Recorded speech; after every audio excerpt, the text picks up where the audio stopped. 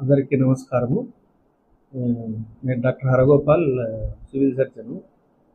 ఈరోజు మన director of secondary health వారి ఆదేశానుసారం మెడికల్ సూపరింటెండెంట్గా ఛార్జ్ తీసుకోవడం జరిగినది.